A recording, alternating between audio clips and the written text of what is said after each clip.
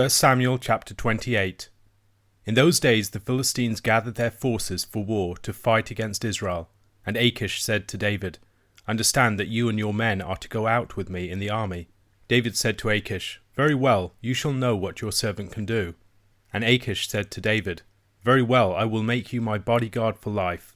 Now Samuel had died, and all Israel had mourned for him and buried him in Ramah, his own city. And Saul had put the mediums and the necromancers out of the land. The Philistines assembled and came and encamped at Shunem. And Saul gathered all Israel, and they encamped at Gilboa.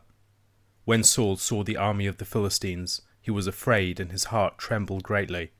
And when Saul inquired of the Lord did not answer him, either by dreams, or by Urim, or by prophets.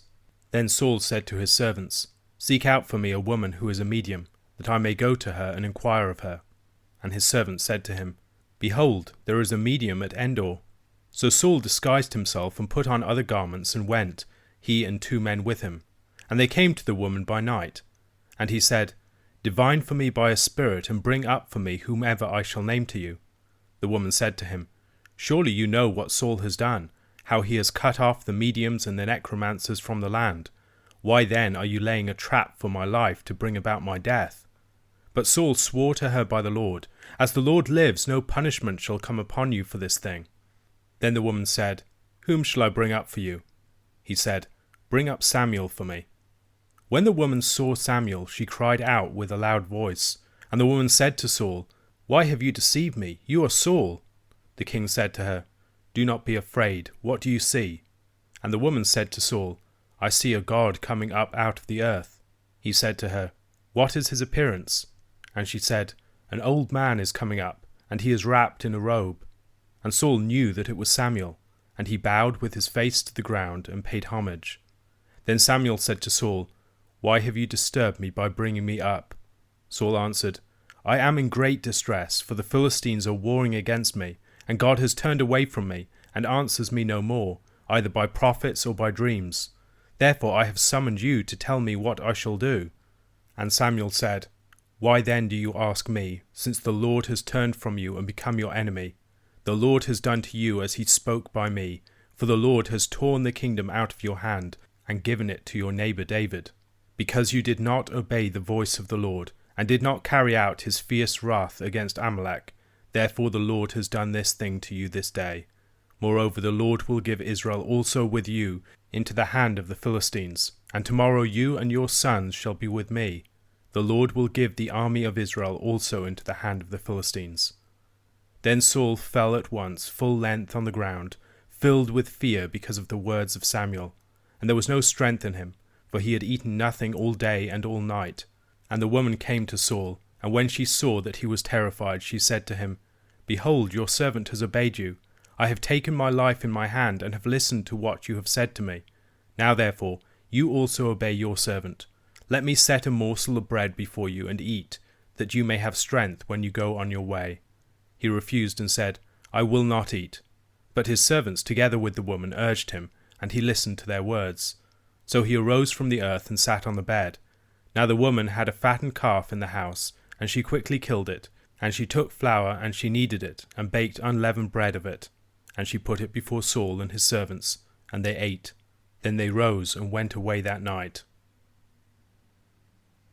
In 1 Samuel chapter 28, the Philistines are on the offensive again. They're going to cut Israel in half through the Jezreel Valley, through the territory of Issachar. If they were successful in cutting the nation in two, they would be able to dominate and defeat Israel much easier. We should note the presence of fear throughout the passage. Saul, even though he is the king, has become characterized by fear since his earlier rebellion. He fears Goliath. He fears David. He is afraid of the Philistines. And then he is afraid of his own death. As Peter Lightheart observes, in this chapter there is a movement in Saul from being afraid to very afraid to terrified. Saul's fear is a very important trait to understand what drives him, and most especially as we see that trait in contrast to the courageous faith of Jonathan and David. It is Saul's fear that drives much of his violence. Faced with the threat of the Philistines, Saul looks for guidance.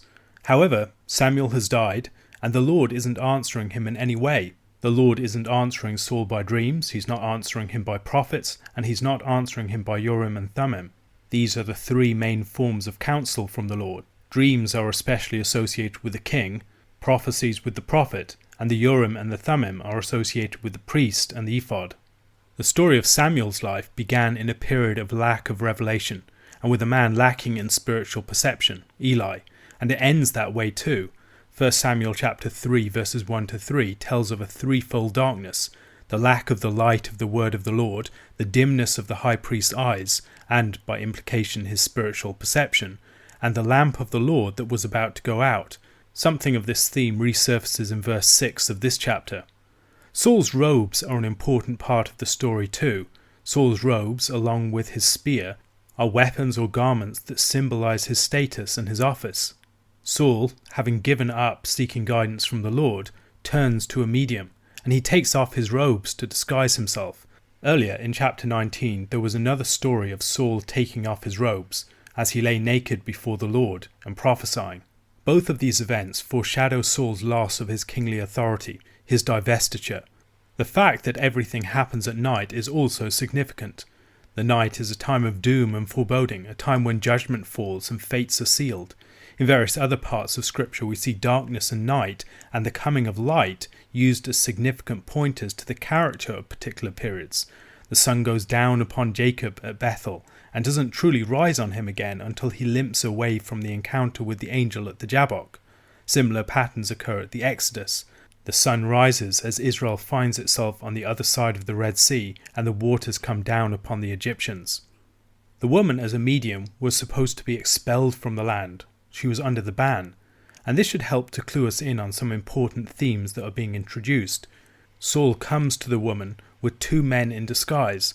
The woman declares the report of what Saul had done in cutting off the mediums and the spiritists from the land, much as Rahab declared the news of the victories of Israel and the fear that they occasioned to the two spies who came to her in disguise. Like the spies who came to Rahab, Saul declares that no harm will come to the woman. However, the Joshua story is inverted. The disguised visitors side with the person under the ban, rather than the person under the ban siding with the faithful people of God. Saul has been associated with the king of Jericho already in the narrative, as his daughter Michal delivers David from his hands in much the same way as Rahab delivered the spies from the king of Jericho.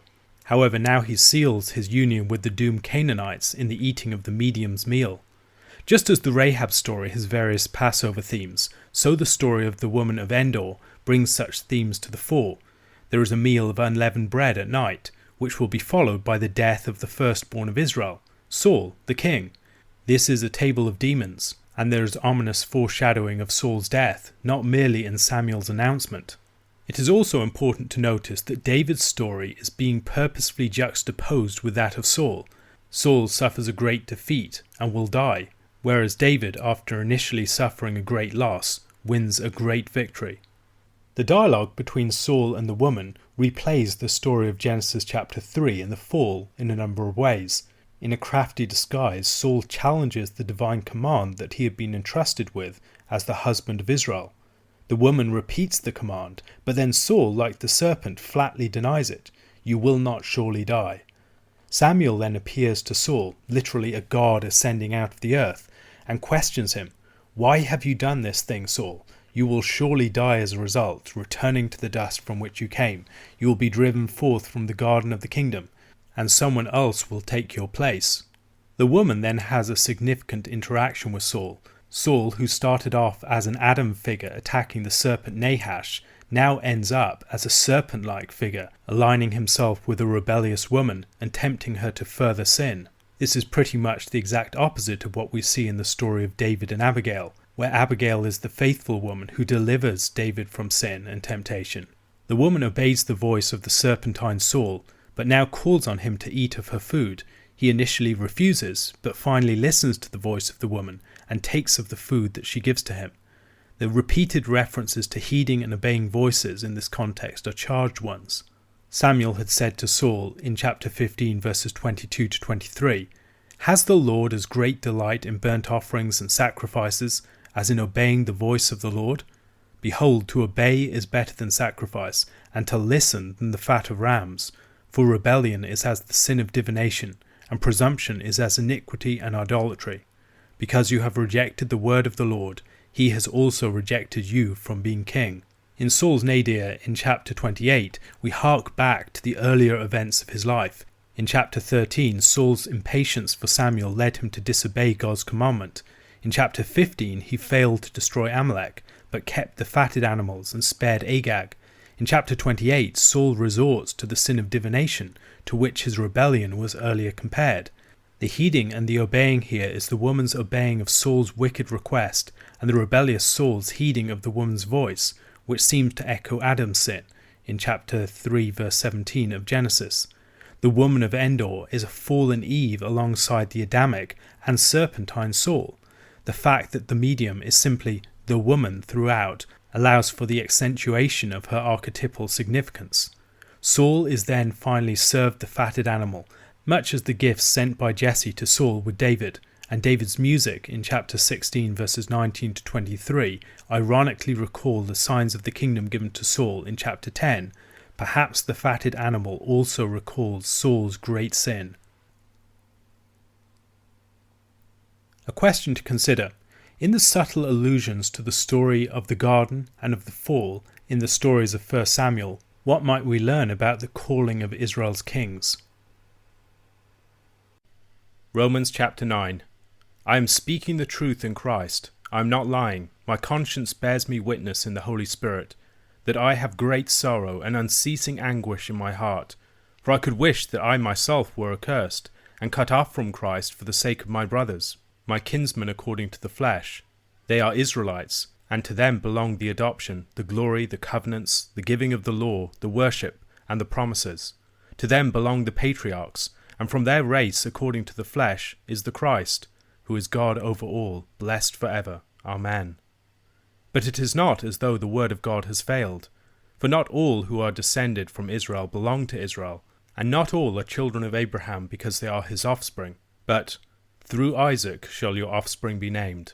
This means that it is not the children of the flesh who are the children of God, but the children of the promise are counted as offspring.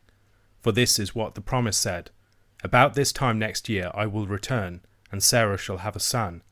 And not only so, but also when Rebekah had conceived children by one man, our forefather Isaac, though they were not yet born, and had done nothing either good or bad, in order that God's purpose of election might continue, not because of works, but because of him who calls. She was told, the older will serve the younger. As it is written, Jacob I loved, but Esau I hated. What shall we say then? Is there injustice on God's part? By no means. For he says to Moses, I will have mercy on whom I have mercy, and I will have compassion on whom I have compassion. So then it depends not on human will or exertion, but on God who has mercy. For the scripture says to Pharaoh, for this very purpose I have raised you up, that I might show my power in you, and that my name might be proclaimed in all the earth. So then he has mercy on whomever he wills, and he hardens whomever he wills. You will say to me then, why does he still find fault? For who can resist his will?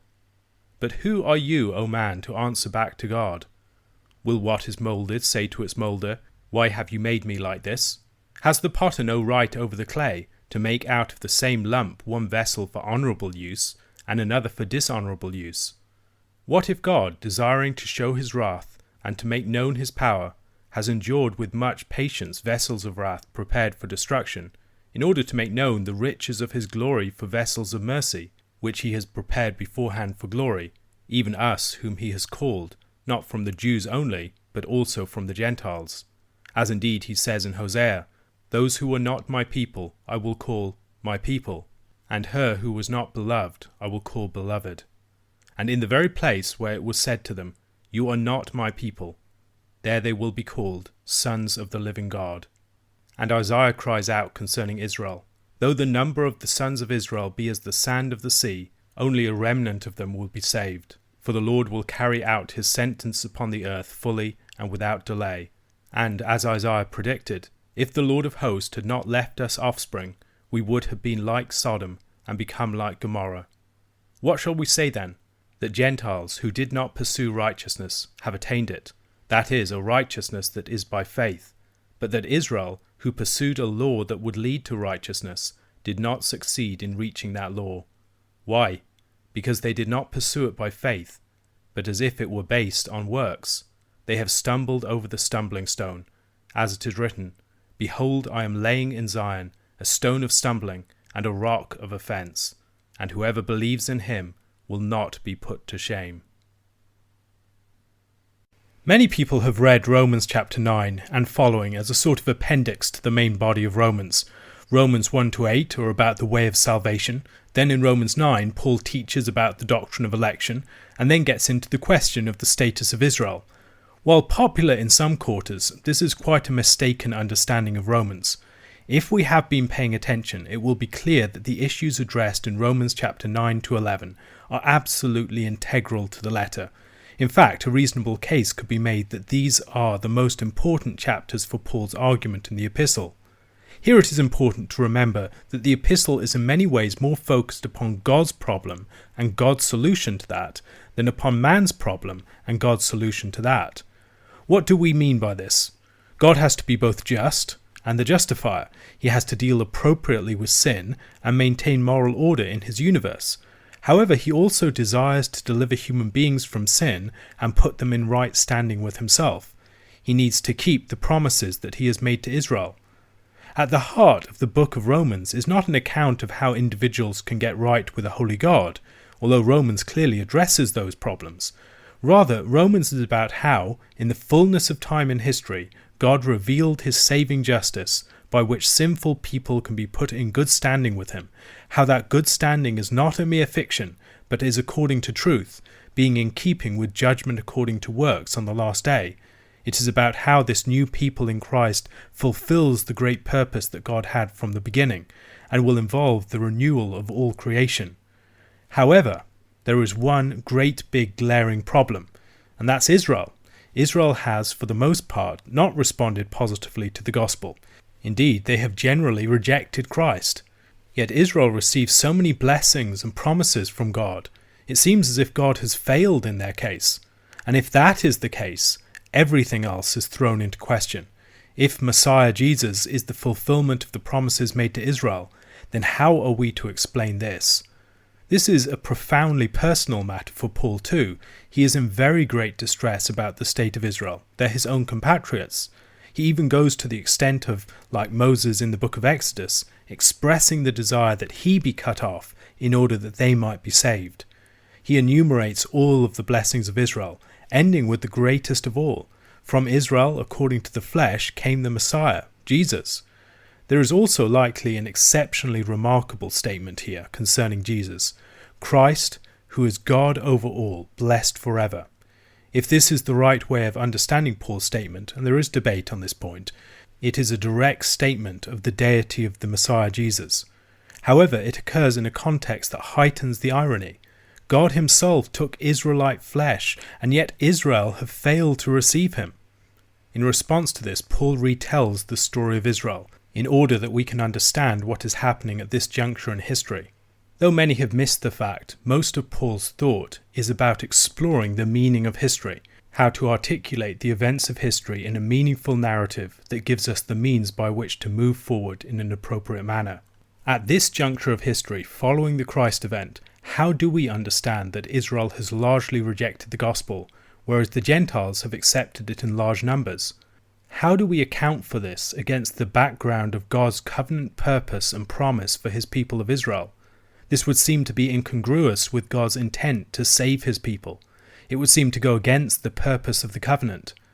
In response to this, then, Paul tells the story in a way that highlights, for instance, that the Gentiles who had not been seeking God are nonetheless fitting recipients of God's mercy, that this is in keeping with how Israel always was constituted, by an act of pure grace, not on the basis of anything that might mark them out as deserving recipients.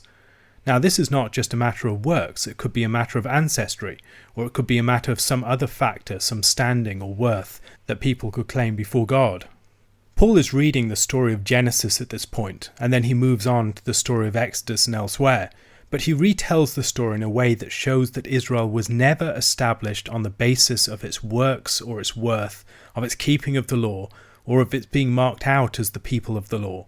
What he is talking about here is not primarily earning salvation through merit, although that is an implication of it. Rather, he is challenging anything that might mark anyone out as a fitting recipient of God's grace. For instance, whether it is birth or being born to a particular father. Isaac was the one through whom God would call Abraham's seed, not Ishmael, so it is not about birth. Mere descent from Abraham or Israel was never the fundamental basis of Israel's identity as a people. Well, what about the fact of works and the way that you are an observant keeper of the law? Well, we can see the story of Jacob and Esau. Why did God choose Jacob over Esau? God says, Jacob I have loved, Esau I have hated. Yet this occurs even within the womb itself, before any actions have been performed. God chose Jacob over Esau and said that the older should serve the younger. At each point in Israel's history, Israel was constituted on the basis of grace and of divine election, of a divine election that was not conditioned upon anything that was done by the human actors. Now, as we read through the story of Genesis, we should recognize this. This is what we see in the story itself. Why did God choose Isaac rather than Ishmael? Not on the basis of anything that either of them did. Rather, it was divine purpose. It was divine election. It was not based on the choice or the actions of the participants involved. It was God. Why was Jacob chosen over Esau? Not because Jacob did anything that earned that, because the choice happened before either of them was born. Nor was it on the basis of the natural status enjoyed by the older, because Jacob was chosen rather than Esau. Later on we will see that choice reaffirmed, and it is something that is manifest also in Esau's despising of the covenant, and those sorts of things. But that is not the basis for it. It is not that God saw Esau's wickedness and then decided to cut him off from the covenant. Rather, God's purpose all along was that Jacob should be the one through whom the covenant line would be established. And so the very origins of Israel were established by an unconditioned series of actions of divine grace. This is the way that God forms his people. And we should notice the asymmetries as we go through this. This is about God's positive action of grace. It is not that there is a symmetrical action of grace and a sort of anti-grace of violent rejection and reprobation. This is not a double decree in the way that would make one decree symmetrical with the other. And the other thing to notice here is that this is not about salvation primarily. This is about God's covenant purpose of forming his people. In the new covenant, we see that it is far more about salvation, because it is the means by which God is blessing and bringing in all peoples, whereas in the past this was restricted to Israel. You did not have to be a member of Israel, though, to be saved. There is no reason to believe that Ishmael was damned on account of his not being chosen, for instance. Indeed, there are reasons why we might think that he was indeed saved. The issue here, though, is who is going to bear the covenant destiny and promise, who will hold the covenant baton as it's passed down through history. And God always formed his people through an act of unconditioned grace. As we read through the story, it continues, so it goes beyond Esau and Jacob and into the story of the Exodus. He says to Moses, I will have mercy on whomever I will have mercy, and I will have compassion on whomever I will have compassion. So then it is not of him who wills, nor of him who runs, but of God who shows mercy. Notice again that there is an asymmetry here. It talks about God's choice of mercy, his exercising of mercy and compassion.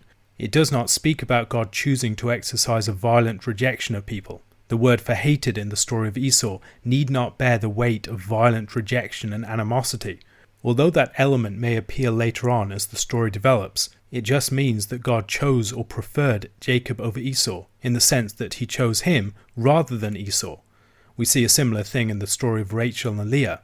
Leah is hated and Rachel is loved. This does not mean that Leah is violently and viscerally disliked. It might involve a dislike, but that is not primarily what the words mean in that context. The point here then is that God is acting through the unconditioned act of mercy upon people who are unworthy of it. God's action in grace is always to unworthy recipients. There is no need for God to justify himself in this way. God is not in the position of having to justify himself. He is exercising pure grace, unconditioned grace, undeserved favour towards people, none of whom are worthy recipients, and all of whom are formed as a people purely out of God's goodness and undeserved favour. Remember, this is the formation of a people, not just the choice of detached individuals. Paul's point here is to discuss the way that God forms his people in history, so that the Romans can better understand why the Gentiles can be brought in a way that is in keeping with the way that God always works, and then also how Israel's stumbling can be made to fit into the larger story of how God works in history. Abraham, Esau, Jacob, Isaac, Ishmael, these are not just odd individuals who happen to be believers or unbelievers. No, they are the people through whom God was shaping, at its very origins, his people. The choice of Isaac over Ishmael was not just the choice of an individual, it was the choice of a people. It was the choice of the descendants of Isaac, rather than those of Ishmael. In the same way with Esau and Jacob, it is not that God was choosing this one individual over another individual primarily. It was God determining how he was going to form his people over history. What sort of people was he going to create? It's the moulding of a people. Notice also that election, as it is described in this chapter, is something that happens in history. The choice of Jacob was declared while he was in the womb. It's not the same thing as an election in eternity past. God's sovereignty is exercised in history, throughout Israel's history. And this is a point that Paul supports by retelling the story also of the Exodus. In the story of the Exodus, the truth of God's sovereignty is addressed to Pharaoh. For the same purpose I have raised you up, that I may show my power in you, and that my name may be declared in all the earth. Within the story of the Exodus, then, God raises Pharaoh up. This is not the same thing as God making Pharaoh sinful. For instance, in the story of Job, Job is attacked by people around him, and all his people are killed, and we have other disasters that befall him. It is not, however, as if the people around him were very favourably inclined to Job, and that Job was in this situation where all his neighbours were praying for him and wishing him well and seeking his good, and then suddenly they just randomly turned on him. No, it says that God had created a hedge around him, protecting him. In the same way, when we think about someone being raised up or hardened, when we look at the story of the Exodus, we see that on the one hand God hardens, and on the other hand Pharaoh hardened himself. It's a fitting way to see things. It recognizes the integrity of secondary causation, that God's causation is not in competition with human causation, and particularly when it comes to sin, God is not the author of sin. When we read the story of Pharaoh, Pharaoh hardens himself, but as he hardens himself, God is hardening him as well. Indeed, on many of the occasions when it talks about hardening, it's rather God giving him the power and strength of will so that he can take his stand. God's sovereign direction of Pharaoh's heart and Pharaoh's hardening of his own heart are not in competition with each other. Pharaoh is raised up in order to show God's glory, that God, in the act of the Exodus, might demonstrate his power over the false gods and rulers of the Egyptians and deliver his people from the house of bondage. And to do that, he gives, as it were, free rein to the sin in Pharaoh's life. Indeed, he empowers Pharaoh's will in order that Pharaoh can stand even more surely in his rebellion. He allows him to rise to a fuller stature in order that he might be broken down. Paul writes, "Therefore he has mercy on whom he wills, and whom he wills he hardens. You will say to me then, why does he still find fault? For who has resisted his will?" And Paul responds to this with the idea or the illustration of the potter and the clay, something that we find in the Old Testament.